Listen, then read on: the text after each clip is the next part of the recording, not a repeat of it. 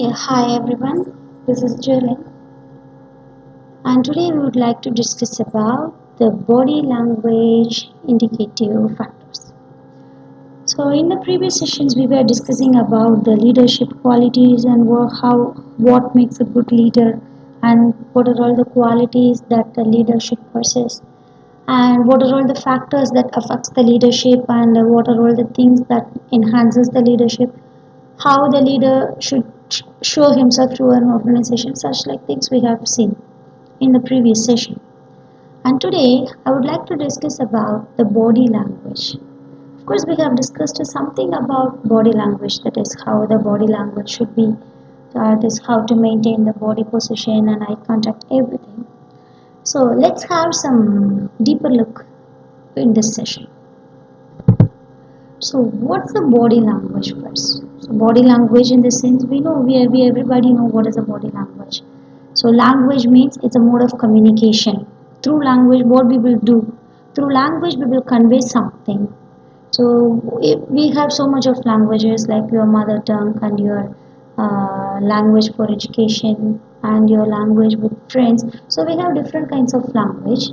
And what do we do with this language? Means we use the languages to communicate something to the person who is in front of us or who is speaking with us.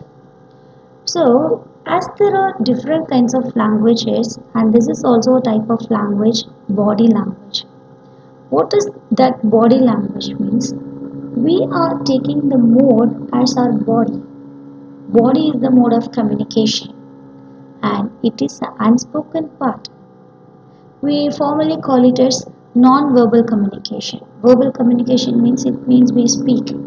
Non-verbal communication means we do not use any words. That means we do not speak anything. So this body language is an unspoken part of communication that we use to reveal our true feelings or give our message more impact.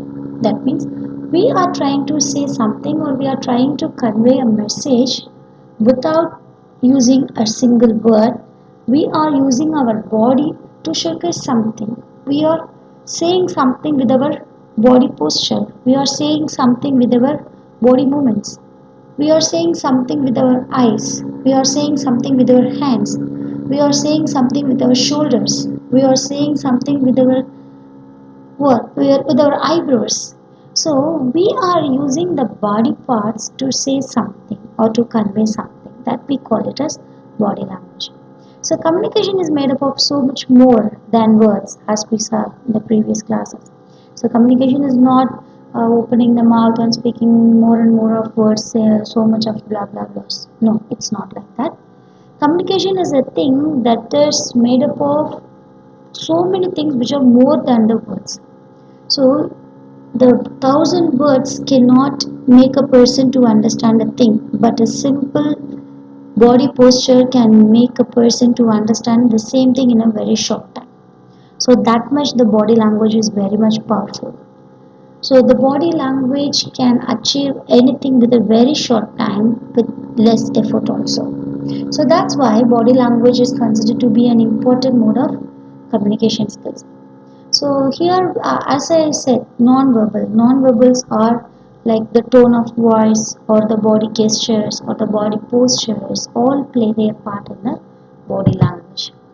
For example, a very simple example, that is a body language with a relaxed facial expression. See, if you are sitting in front of a person and if you are showing a very relaxed facial expression with a genuine smile, or then with your mouth upturned and your eyes wrinkled, so it creates more interest with the person who is before you to convey their message.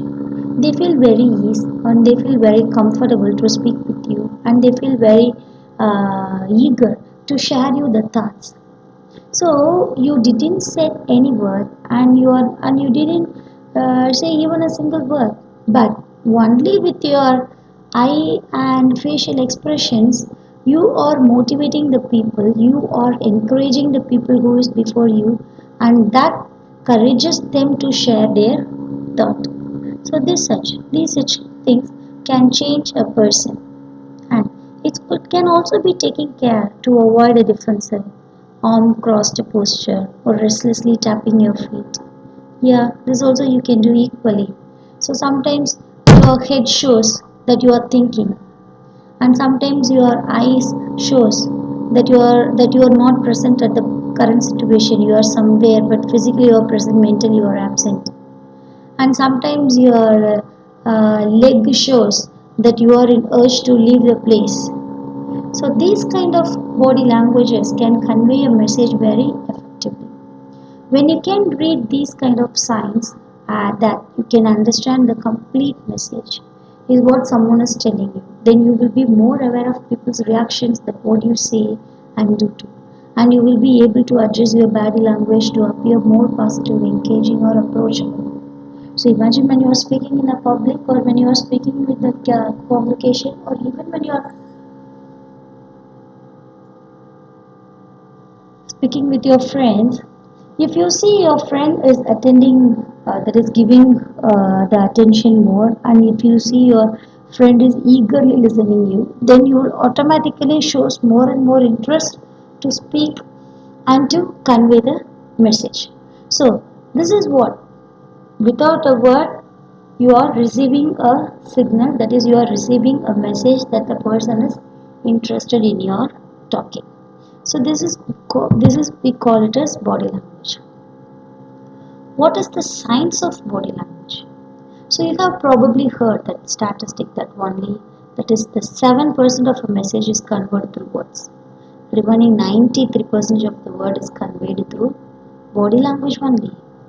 For example, if you are sitting in front of a person, holding your hands very tight and holding your legs very tight and closing your eyes very tight, without you have shut all your body parts, and simply you are conveying a message for 1 hour or 2 hour. What are all the things you have conveyed?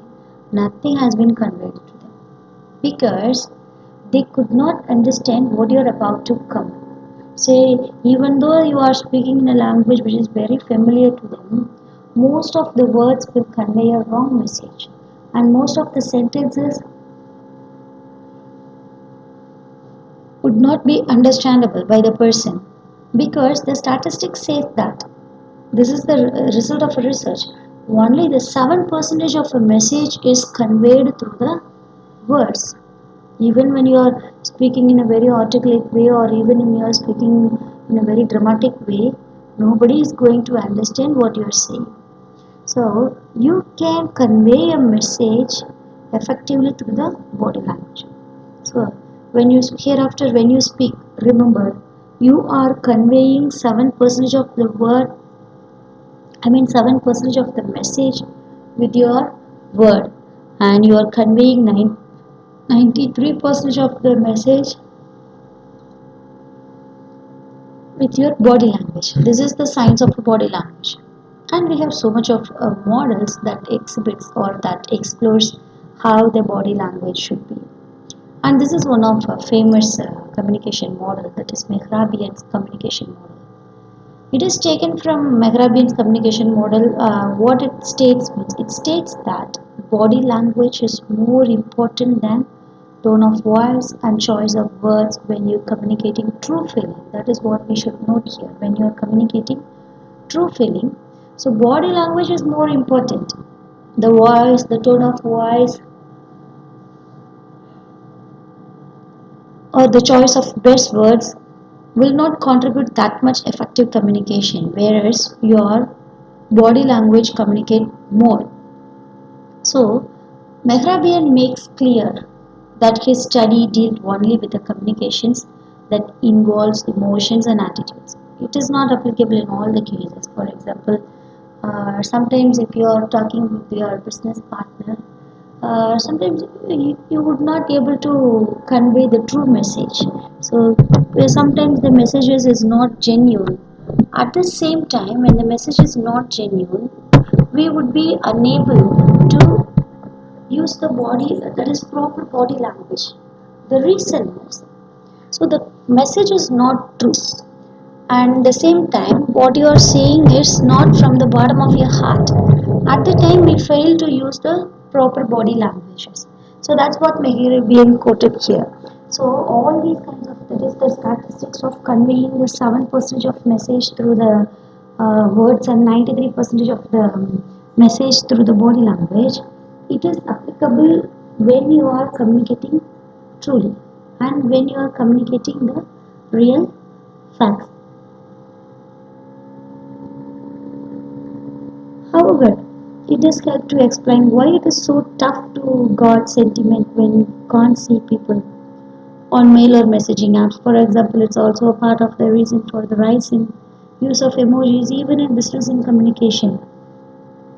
This is the reason. What is the reason is, so we feel very tough, that is, we feel very tough to gauge the sentiment, even though imagine that you are sending a mail or any requestation letter for the approval of your long pending request. So if you go in person and if you are speaking about the, if you are speaking about your request, so your body language, your facial expression would say a lot that you are in long need of that approval, or you are longing for that approval, or you are in great need for that is request to be approved. So likewise the person can easily understand what do you want actually. But when you are sending a mail, or when you are sending some messages, or when you are sending a postcard, or when you are sending a letter for a request, so you would able, that is, you would not able to gauge that much sentiment in the words, because the writings cannot carry that much sentiment. So it cannot that is create that much that much understanding in the person. So the person would not able to understand your current situation only with your writings. So that is the reason we have started to use the emojis in our business communications as well. So more than writing a paragraph, so sending a single emoji will convey all the things you want to convey. So that's what. So when this is what it says, that is, it is very hard to gauge the sentiment in writing, but it is very easy to gauge the sentiment with a single sentence spoken in person. So this is what McCarthy's communication model says, and we should be aware about this. How to read body language, because as we are progressing or as we are speaking, we try to convey more things through the body language. Similarly, you should know how to read the body language so that you can easily understand what the person is coming to say, or what the person is about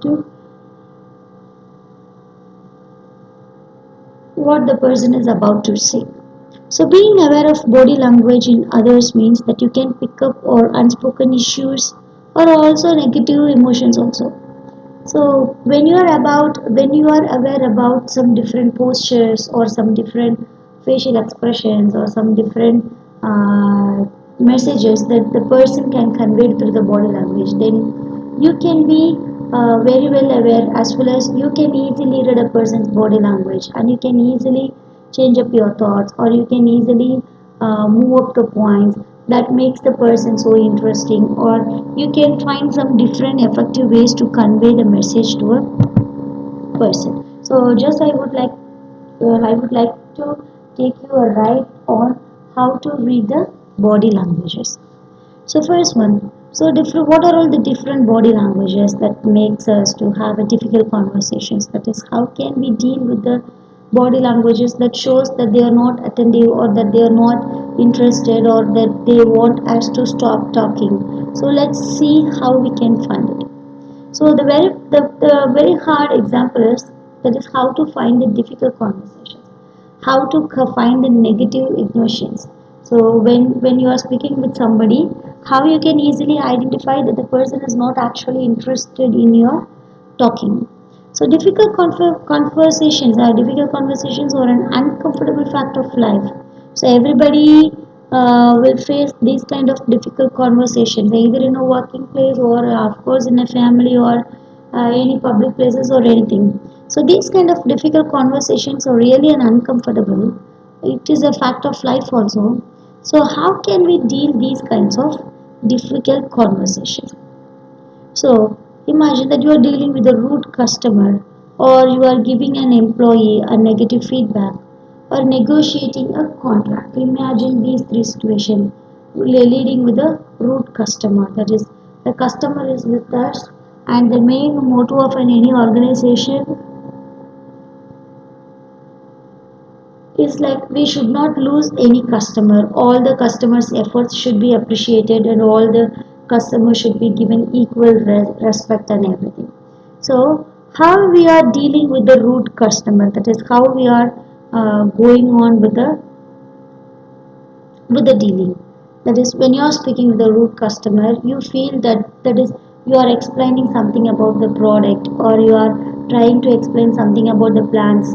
At the very first stage, the customer loses his or her attention, and the customer started to abstract you with a lot of questions, and the customer started to see somewhere else, and seeing the products that she is not actually going to buy or anything. So these kind of rude customers, but you have no such way that you should convey all the messages to the customer as per your manager's order. But you feel that the customer is not really ready to get your explanations. And imagine there is employee negative feedback.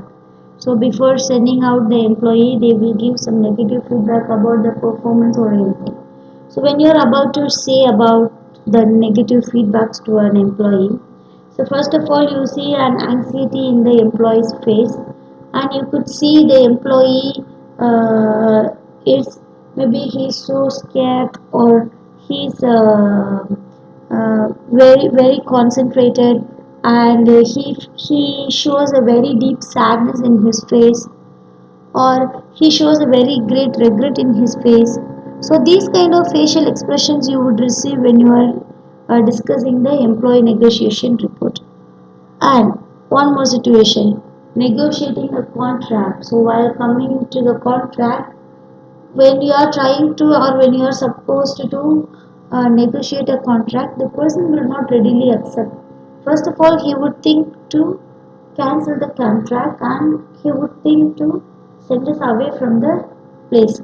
So what he thought, so just he thought that he wanted to uh, be in that place. So he will start to hide something you, and he will start to say some lies. So these situations creates a difficult conversation. So these difficult conversations can be easily identified by the body languages. So some expostures and also some difficult postures that exhibits that the person is not actually interested in your talking. If someone is exhibiting one or more of the following behaviors, then they will likely be disengaged or disinterested or unhappy. So we could find some persons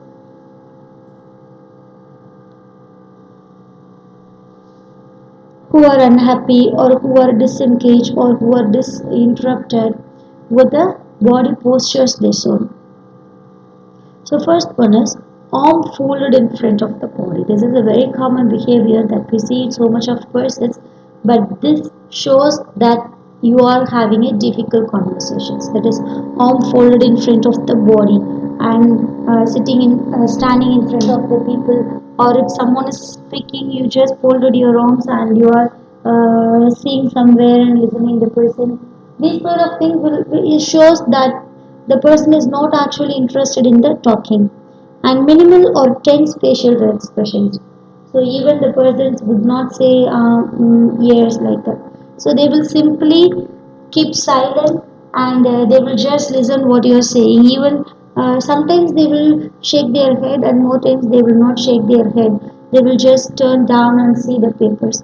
This shows that they are not attended to your expressions, and body turned away from you. Sometimes you are sitting in front of the person, and the person would rotate his chair to the right side or left side, and he would stare at something next to the window, or he would stare at something that is on his cupboard. So these kind of things will create that is, it shows that the person has a different posture.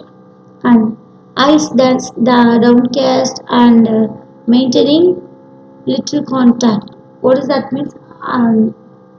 Very simple. Eye downcast. So when a person is speaking, we would not be courage. That is, we feel we are not couraged to see the person's eye. So that what we will do means we will just shut down the eye.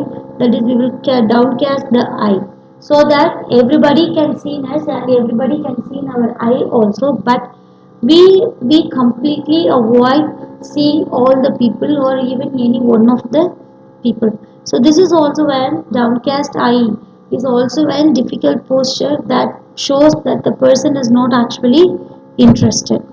So these kind of thing. So folding arms in front of the person and sitting, it shows that the person is disinterested or unhappy. That means he is not actually that much interested to learn. So if you are working in an organization, if you are speaking with a customer and if you see the customer is sitting like this, you feel that the customer is not readily eager to see your products, and he is not actually going to buy your products at the moment. So folding arms in front of the body shows that it's not a very confident communication and it will not work also. So that is what we that is what this kind of hand posture shows. This this is the correct posture. It shows that the person is interested. Even when you, if you are trying to buy a product or if you are trying to buy anything, so when you reach this station, commercial station or anything, the person should exhibit the body position so that he can receive good. So this kind of body position shall give open to persuasion. So that time when he comes and when he comes and see, everybody would like him. So this is what called interested and open to persuasion position. And the body language of a bored audience. So imagine that you are speaking to an audience, or imagine that you are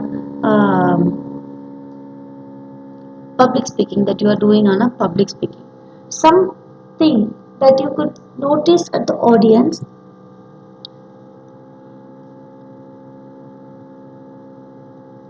and it says that you are feeling very bored, that the persons are feeling very bored.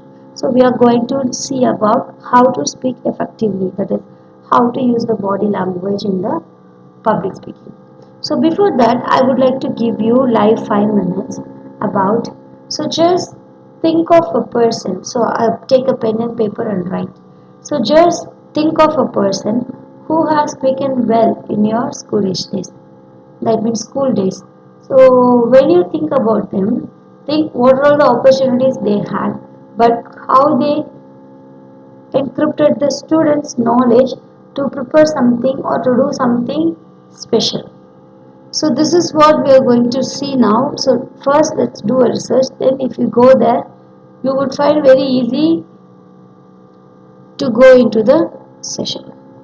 Right. So first of all, take a pen and paper and take 5 minutes and write down the most favorite speech you watched in your school days, and what is the thing that attracted yourselves to that speech.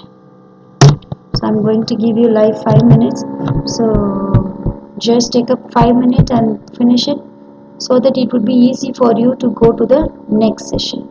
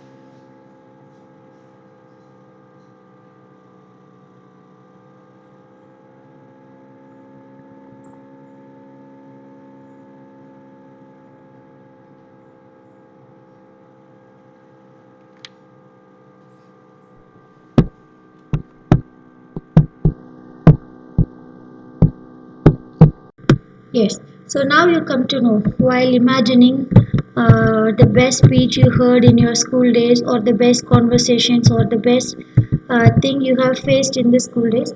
Now you can come to know what are all the things that attracts the person, and also what are all the things that bore the person. When you were the audience, how you did, that is how you reacted to a interesting speech and how you reacted to a very bored speech. And here are some indicative schedules that we can see when you are speaking in a public, when you are speaking, that is when you are watching the audience reaction. So what can you read or what can you learn from the audience reaction? So when you're delivering a presentation to an audience, or when you're delivering a presentation to a company, just watch out these factors from the audience. So first one, sitting slumped with the heads downcast. That is, yeah, of course, they would not. That is, they will not see anywhere, or they will not do anything else. But simply they will sit and putting the heads down, and they will sit slumped. So that shows that they are not actually listening to the presentation, and that shows that they are not actually interested to listen the points or taking some notes with the presentation. These kind of behavior you could notice from the audience.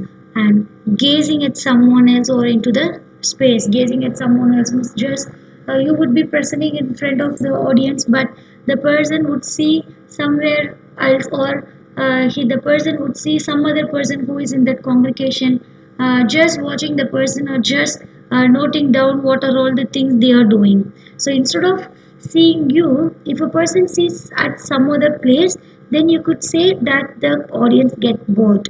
And something like forgetting, picking at the clothes, or fiddling with the pens and with phones. So these kind of thing also indicates that the person got bored. And writing or doodling, something the person will that is write something on the paper, or he will scribble something on the paper. So these kind of behaviors shows that the audience get bored of the presentation. So when you see something, some behaviors like this, then you conclude that the audience get bored of the presentation.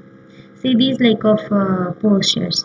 So sitting slumped, putting head downcast, the first point. And the second picture is gazing into the space. So he's just gazing into the space without giving attention to the speaker. And next one, so he's just scratching his head and watching the time, and he's expecting the time to finish the presentation. And in the fourth picture, he's just writing something on the paper, or he's scribbling something on the paper. So these kind of postures says that the audience or get bored with the presentations.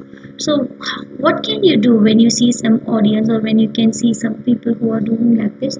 What can you do means, you can re-engage people by asking them a direct question, or by inviting them to contribute an idea. This is what's happening in your classroom also. Sometimes your teacher would do like this. That is, if a teacher sees that any student is not attentive, or if any student is not that is mentally, the student is not present inside the classroom, suddenly the teacher will call the student and ask the student to explain what she has explained, and ask the student to give a better explanations, or to contribute his own idea, so that the teacher can get the attention of the student. Same we can do in the congregation also. When you are presenting or something, when you see some people are not listening to your presentation, just call them by their name and ask them to give their own idea, or ask them to present their own idea, anything. Otherwise you can ask the person directly, like would you like to that is, would you like to give your idea, or would you like to say some suggestions based on the presentation I give? Then after that the person will start to get back his attention over the speaker. And what is the body language analysis? How you can analyze the body language? How a body language can project a positivity? So positive body language supports your points and help you convey ideas more clearly, and avoiding sending mixed messages. That is, the positive body language always supports the point. When you give a right posture, when you give a right direction, when you have a very good eye contact, then these kind of body posture will support your point. So it conveys your idea more clearly than what you are saying with the words and the presentations and the writings and everything. So you should maintain some postures as like the postures, how the postures of the audience are different and how it affects the speaker, and how can you understand that the person is not actually interested in your speaking. You, there is also some postures that shows that makes you to give the points very clearly, and that makes you to give a good presentation. So what are all that body postures? The very first one is to get a very first impression, to that is to create a very good impression among the person, that is the audience. First of all, adjust your body language.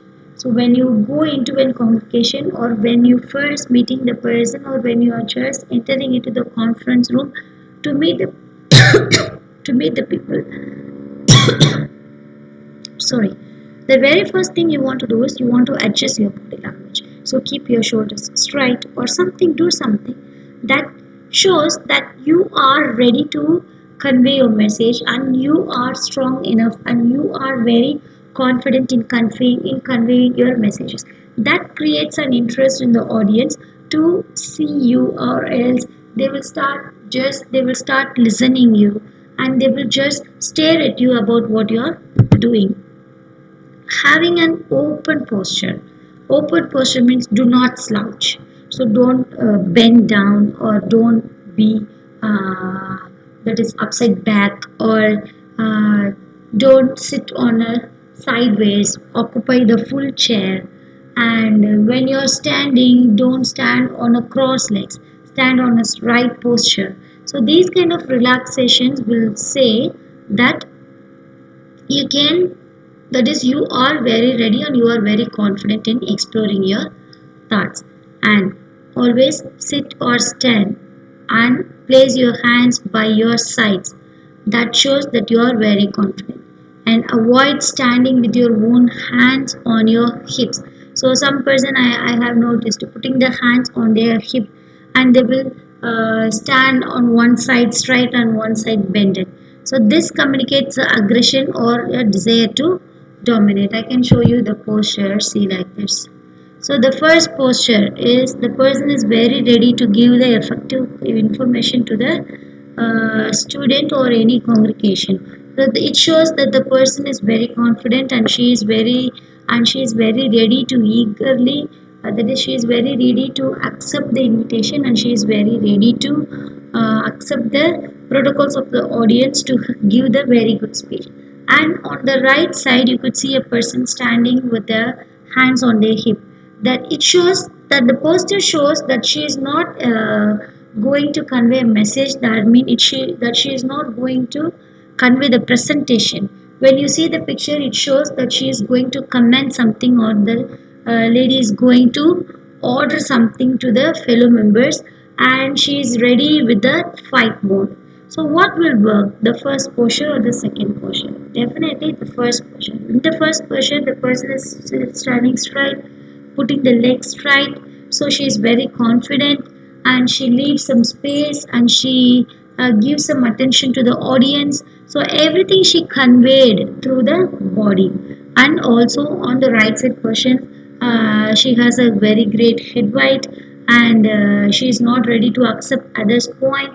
She is a person that everybody should hear her words. So these kind of expressions you could see in the second one. So the always first is the one. So putting your hands on the hip and showing the low confidence is not good.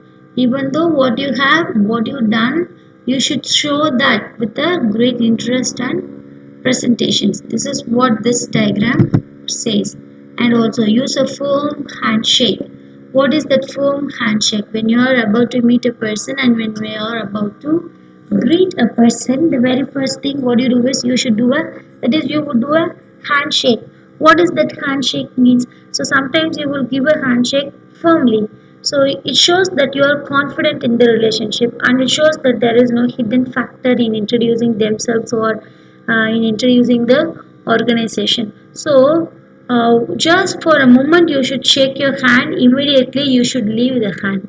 So that shows that that is you don't want it to become awkward, aggressive or painful for other person. So always use a firm handshake so that the person will easily understand what you're saying and the person will feel very strong connection between you and the organization. So use a firm handshakes always and making good eye contact. So try to when while speaking about the eye contact, what we can say is always you should see the eye of the person. You should not lose your concentration or you should not see somewhere else when someone is speaking. So when someone is speaking, if you leave and if you come, what will happen means so this the that is the audience will start to lose their interest. And imagine if there are many people that are sitting in front of you. So you would ask me a question, how could I see a person because there are so much of persons sitting in the congregation. If I select any one person who speaks good and who who has anything, so that shows that they are very maintaining very good eye contact with the person. So this is what the maintaining good eye contact shows and how we can gain the attention of the audience and what you should do when you are speaking or when you are listening. This is what the correct eye contact. See the persons, the resource persons who are maintaining a very good eye contact, but you could note the point here, they are not staring at each other or they are not taking a very deep look into each other, but what they are doing is just they are sharing their eye contact and that feels that both of them are very confident in their gestures and in the working platform. And this thing is avoid touching your face. So if you do while answering questions or it can be a sign of dishonesty. So you should not use your hands unnecessarily unless if there is a need. You should not use your hands. That is what the rule in the public speaking. So what do you think is when you go for the any kind of presentations or anything, so first of all keep a handkerchief on your bag or on your any pants and trousers so that you will not feel very tough to give to that is you touch your face when you feel that you are little bit tensed or when you feel that you are a little bit nervous, then what you can do is you can just take out the handkerchief and you can use it. So these kind of tips will help you to avoid touching the face during the important occasions. So while you are attending an interview or while you are attending something on it, so always follow this point. Do not touch your face like this. See, this is so the person is touching the face and the person is staring at the CEO or the manager of the organization. At this point, the manager will get irritation and the manager will not accept this kind of communication. That creates a barrier path in the request approach. So sometimes if you feel that is you are not able to hold your hand very loose or you are not able to put down your hands, you feel that you want to keep your hands anywhere so that you feel confident, what you can do is just hold your hands under the table. So just sit close to the table and close your hands under the table. And when see nobody will, that is we are nobody will restrict us in that, but that gives a very good quality. That is maintaining some distance between the persons and putting the hand just below the packet so that you will not feel tense as at the same time your body will be erected in a correct posture too. And what are all the body language examples for effective public speaking? There are some body languages that gives an effective public speaking skill. So first one is what is the thing is positive body language. So what is that positive body language? I would like to say what is that positive language. Just a minute. So positive body language can help you to engage people, make any presentation nervous and project confidence when you speak in public. So the Positive speaking means that is an engaged speaking. So you are engaging the people in a more efficient way. That we call it as positive public speaking. And that makes the presentation very nervous and project confidence when you speak in public. So here we would like to give you some tips regarding this. First one is having positive posture. So as we said yesterday, sit or standing upright with your shoulders back and arms unfolded. And there are certain things we are going to see about the positive body languages. And what is that positive body language? Let us summarize up to this what we have seen. So what is the thing we have seen is, as we have expectations, that is, see, imagine we two are speaking, so you have some expectations on me that I should listen to your word, or I should listen to the messages, or I should listen to the presentation what you're saying. So that that is, if my intention is to making you to deliver a good speech, the very first thing I want to do is I want to maintain a very positive feedback reaction. So if you maintain a very positive feedback reaction, so the person will directly so the person will directly achieve it, right? And the person can directly do anything. So that's why we said. And next thing is, as like how you are expecting, that is expecting some hand postures that encourages you to deliver a good speech. The same, the company has some expectations, or the organization has expectations about the leaders and players, so who plays very great role in the organization. So in that, when the leaders and managers are selected, they must have guts to open their mouth, and they should speak, or they should explain the thing what they need to do. So this is what we get from have open posture. What is the open posture means? So sit and stand in the right place, and put your hands sides, and do not standing with your hands or on your hips, as this communicate on a desire to dominate. So, and there are so much of thing available. So likewise, so this is, and avoid touching your face, and avoid scratching your head, and always have the positive posture. So these kind of things will help you actually to make up that is to be as a very good skill maker, that is, or a very good public speaker. So if you follow this, that is, if you are able to express yourself in a best way, and if you are able to evaluate the person who are coming to your office in a very best way, you can easily be a good organizer or a team leader. Yes, catch you in the next session.